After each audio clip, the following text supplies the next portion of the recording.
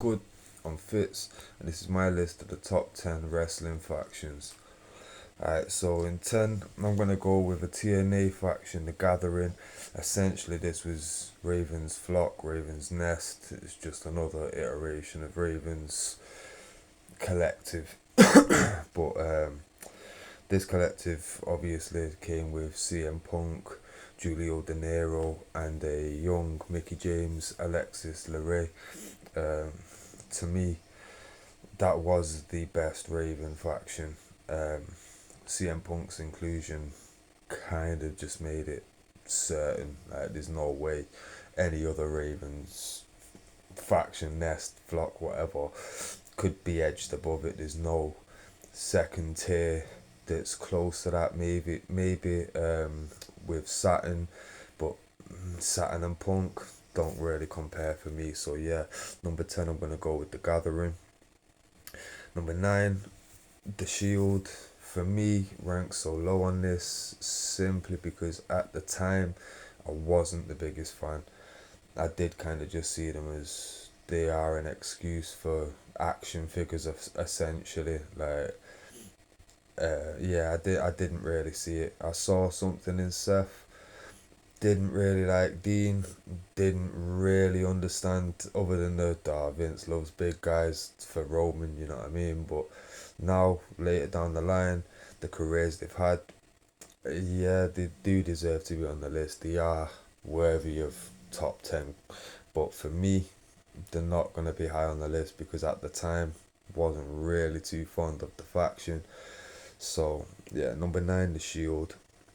Number 8, maybe controversial because it's ranked higher than The Shield, but for me, Blackpool Combat Club, simply because it wasn't really for Mox's inclusion. It was more Regal, Mike Work, Brian Danielson, Daniel Bryan, whatever you know him as, and Cesario or Claudio Castagnoli's inclusion.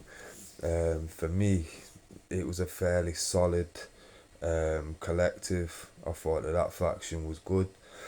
Um, yeah, like I say, solid number 8 choice. I feel number 7, I'm gonna go with the Main Event Mafia, another TNA faction. TNA, unfortunately, I don't feel that they ever got any of the factions 100% right to be ranked like top 5, but they did have some really good ones, and one that was exceptional that really the storyline didn't quite do it justice, but we'll get to that anyway. Number 6, I'm gonna say NWO simply because it got watered down so drastically when it was Hogan, Hall, Nash, Six, and Giant. That for me was perfect. You didn't really need to go any further than that, but to expand the way they did and bring in more and more people, like I could accept the extension to Macho Man, but when you've got Stevie Ray and Mr. Perfect and Buff Bagwell and all these other guys coming in, it's just getting too much now. So, yeah, for me, number 6, NWO, simply because it got so watered down. Number 5, similar reason for why it's so low considering, but DX for me, that whole PG era where Hornswoggle joined, and nah, it lost a lot for me there, but obviously original variation of Shawn, Triple H, and Chyna, and then when Shawn went away for a bit, and it kind of revived with Triple H, X Pac, Road Dogg, and Billy Gunn with Chyna.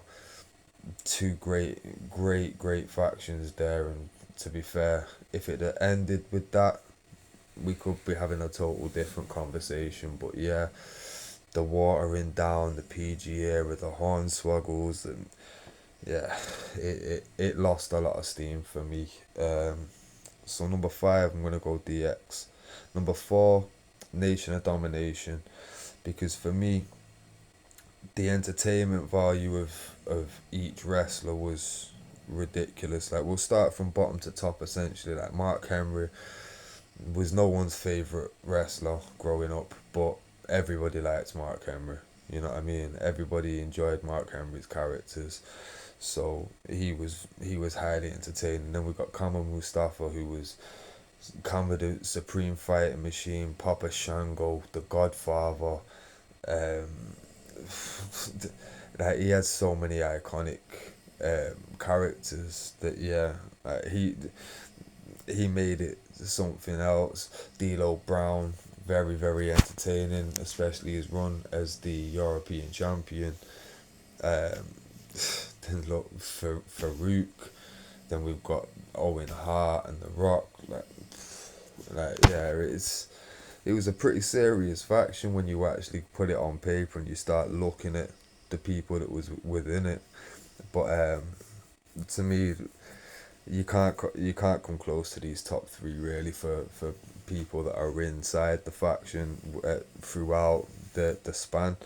Like Bullet Club, I know it got watered down. It still pretty much is getting watered down still to this day. But for me, AJ Styles, Finn Balor, Kenny Omega, Carl Anderson, Doc Gallows, Adam Cole, Marty Skrull, the Young Bucks, like very, very, very big faction. Obviously, I know not we're all in at the same time, but when an AJ leaves and or when a Finn leaves and an AJ comes, or a AJ leaves and a Kenny comes, like you're not you're not downgrading. You know what I mean?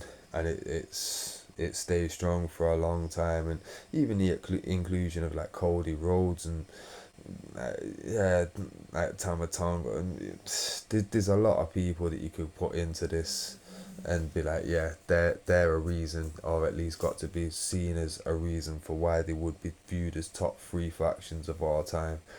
Now, number two, not many people are gonna have this on their list, but simply let me just reel through the members of the faction. Just incredible. Al Snow, Tommy Dreamer, Mick Foley, the Dudleys, Rhino, New Jack, Sabu, RVD, and Raven. I'm talking, of course, TNA's EV2 faction, basically the ECW faction. Um, Again, great faction. Would probably be the greatest of all time in my eyes if it wasn't for the fact that the booking wasn't great for the faction, but just on star power alone and the fact that I love ECW so much that yeah, number two for me, just for the value of who was in it and just imagining how that faction could have played out. The fantasy booking alone, yeah, number two, EV2. And number one, top of all time, could be controversial, but for me, the Heart Foundation. Because the Heart Foundation had everything that you needed. You had the top guy in Bret Hart. You had the who could work like crazy, and then you had the guy underneath him that was kind of viewed as a workhorse as well in Owen. Then you had the powerhouse in British Bulldog. You had the flyer in Brian Pillman, and then you had Jim Neihart, who again powerhouse and whatever, a touch of the old school, but more he's the guy to take the stunner. He's the guy to take the pin. Like it was, and so was Brian Pillman there for that reason as well. To be fair, because he could take the bumps a lot more convincingly. But like I say, that faction I felt had absolutely everything, and the fact that they were heel and babyface at the exact same time, just depending on where they were geographically. Yeah, that's insane. Because I remember hating the Heart Foundation from watching Raw and going to my first ever WWE event, the one night only event where Shawn Michaels faced British Bulldog in the main event, and it was crazy because I was a massive Shawn Michaels fan, and to go there and feel like I was the only Shawn Michaels fan in the building that night, like it really did blow me away. I didn't expect that. I thought everybody was gonna feel the same as me, but nope. And then watching the events that WWF had at that time in Canada and Calgary, and yeah, it was something totally unique that I don't actually think we could probably ever see again. It was probably very very much to do with all the ingredients surrounding, but for me, number one, Heart Foundation. like I say, my personal opinion on this list. You let me know what you think anyway in the comments. But I'm gonna run through this one more time for you. So hopefully this will be able to appear on the screen now. So in 10, I've got The Gathering. Number 9, The Shield. Number 10, Blackpool Combat Club. Number 7, Main Event Mafia. Number 6, NWO. Number 5, DX. Number 4, Nation of Domination. Number 3, Bullet Club. Number 2, EV2. Number 1, The Heart Foundation. Now, I hope you enjoyed this list. Let me know who you would have in this list. Who was your favourite faction of all time? Who you think shouldn't have been on the list? And who do you think should have been higher on the list or lower on the list? Let me know all your opinions down in the comments. Yeah, I'll catch you on the next one, guys.